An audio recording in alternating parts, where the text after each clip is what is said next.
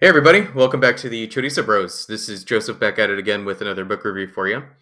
So, I've been promising our next video on the Lonesome Dove series, and in between when I had brought that up before and now, I've finished another book in the Larry McMurtry library. We're doing Anything for Billy.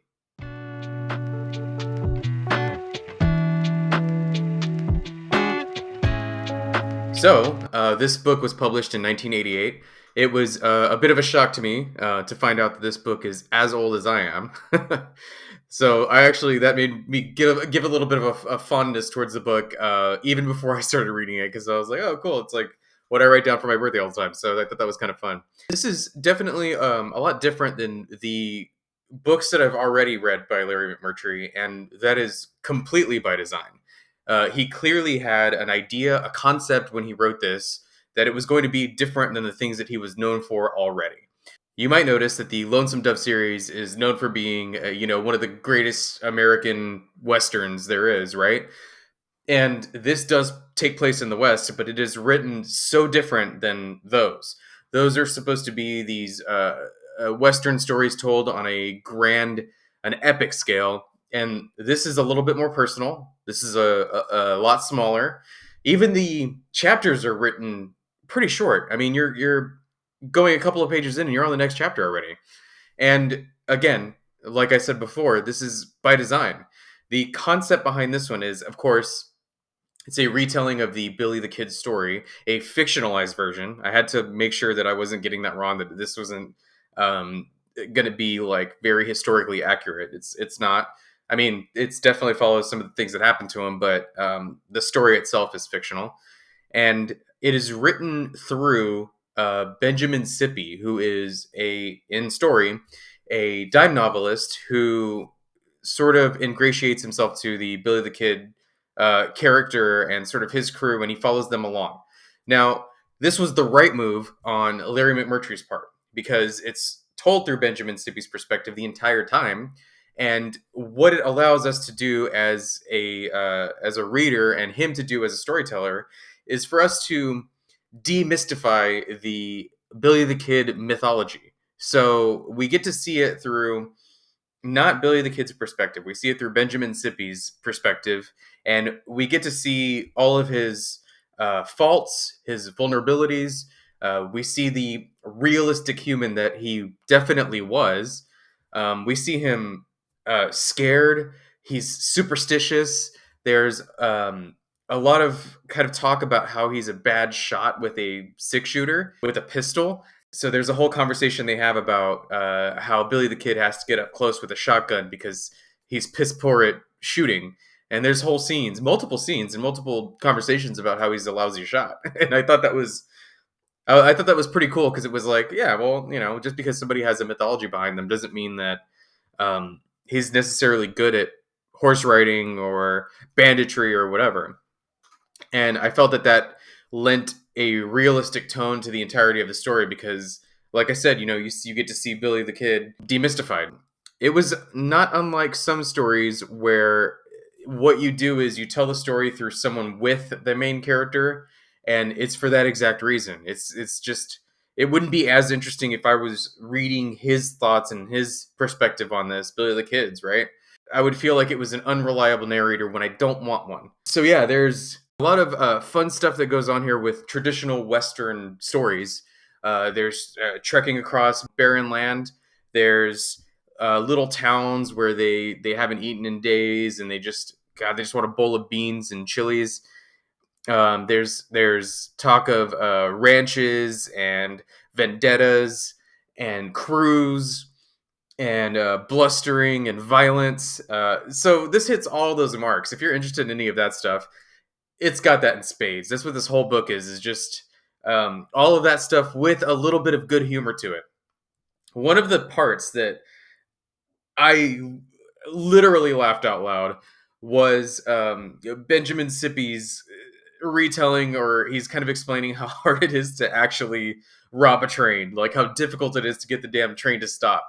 When you're riding alongside it, you just need the conductor to slow the train down so you can rob it, and then they don't ever slow down.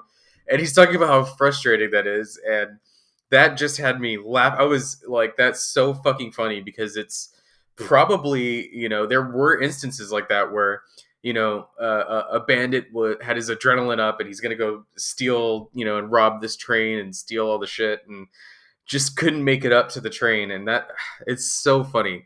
And then later on, not that this is a huge spoiler or anything, it's towards the very end of the book.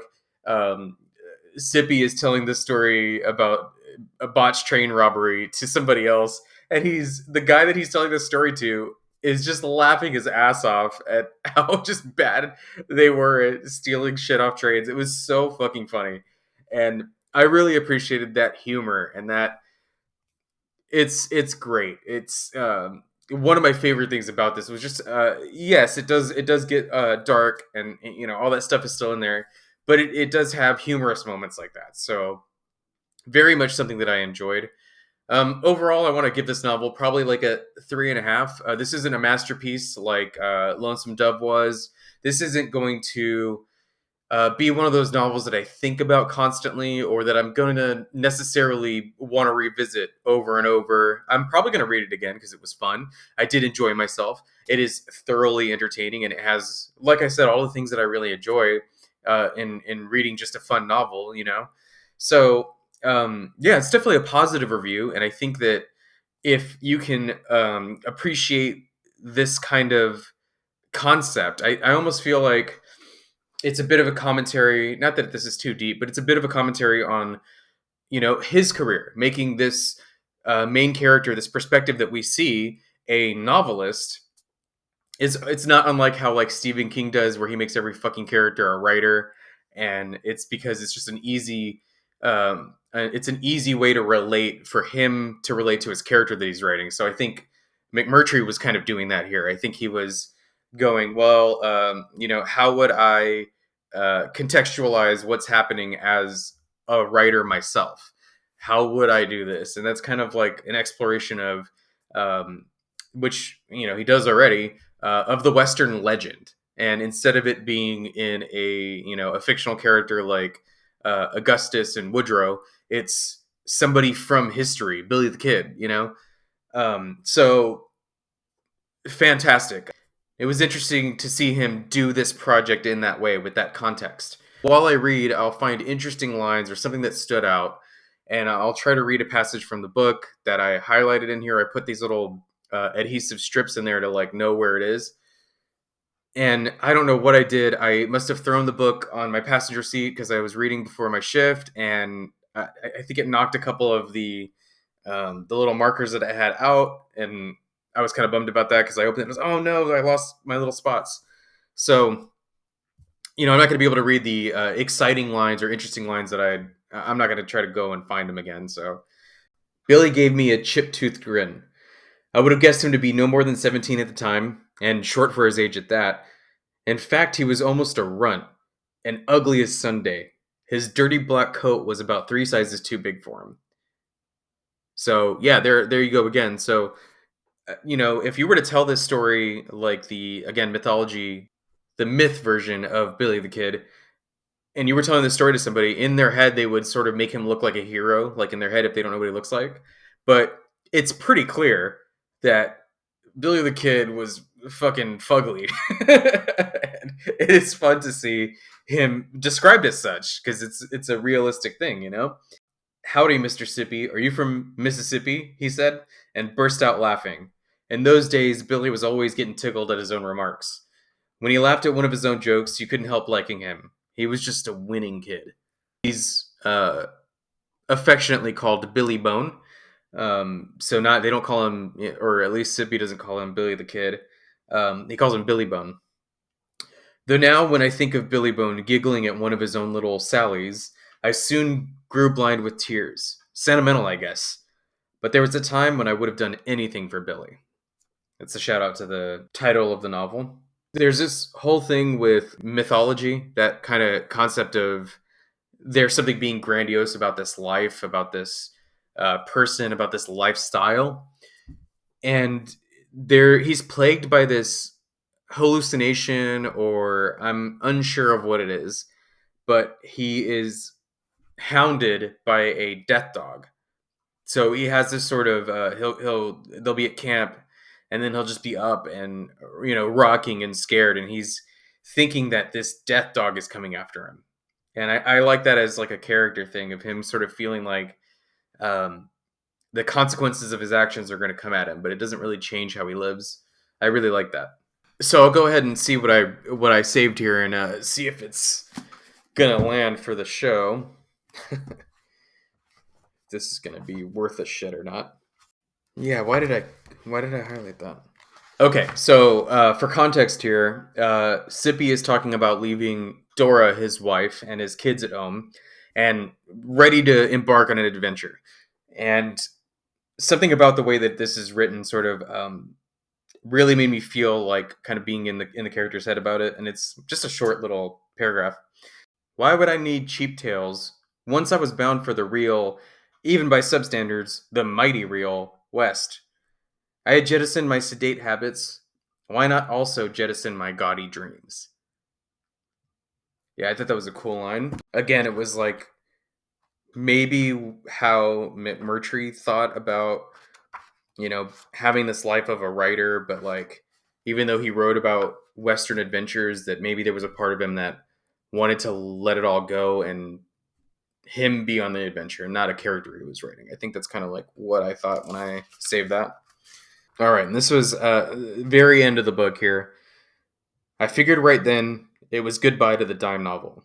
For who wouldn't rather sit in a vaudeville house, munch a sandwich, and watch the whole story flow by like a pure dream, with perhaps a snatch of burlesque afterward, than squint at a print in a book? So I think, again, he wrote this in 1988, and the way that I've seen in just my lifetime how different technology has changed and how it feels like talking about books is sort of falling out of fashion. That must have been a little bit what McMurtry was feeling at the time to give Sippy this sentiment that who's gonna want to read some novel when they can watch a burlesque show, which is like girls dancing. It is kind of a bummer that that's how we're perceiving reading now. That um, it's just not fun, for people anymore. And like, why would you, if you could, watch YouTube videos, or play video games or watch Netflix or whatever, instead of reading a book? Not that it's completely fallen out of fashion, but I do think, it was viewed as something different then than it is now. And I can sort of feel for that sadness there. What you care about is like doesn't matter to a lot of people anymore. And that's a fucking bummer. And that's a good way to kind of, punctuate the end of the story. Of course, I don't want to spoil anything that happens in the story, but that sad note at the end is, I was like, okay, that's McMurtry. He fucking knows how to fucking bring that home. So I thought that was pretty cool. But yeah, overall, like I said, it was a very fun read, and it hasn't made me think different about Larry McMurtry as a writer. It hasn't done anything that was like too shocking or too wild or too out there. I'm gonna continue to read his work, and we do have that video coming on the Lonesome Dove, Dead Man's Walk, so that's gonna be upcoming, and I'm just excited to see what the next thing is, what the next McMurtry novel is going to bring for us. So whenever that happens, I'll bring it to you guys. I'll kind of give you my thought on it. I did look up anything for Billy online, and they're just like videos, like the kind of videos that I make. There's not like I don't think I really found that many, if any, or they're very small. That might be because the book isn't as popular as some of his other work, or it might be that the book itself didn't land super hard for some people, and they just thought it was kind of average and whatever, and it didn't warrant any need for a review or anything. But man, what a fun fucking book. It's great. I really enjoyed myself. I really found the characters likable, and the ones that are unlikable are super unlikable.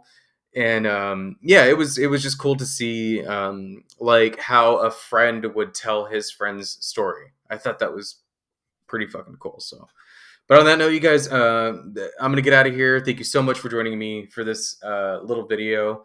Not entirely sure what I'm gonna do next on like my own book review show. I know we got Huckleberry Finn and James on the way when those guys get caught up, and then we got our Dead Man's Walk at some point. So that's all incoming. But I'm probably gonna read something in between now and then. I might do some Mafia book. I don't know. That's kind of what I'm feeling right now.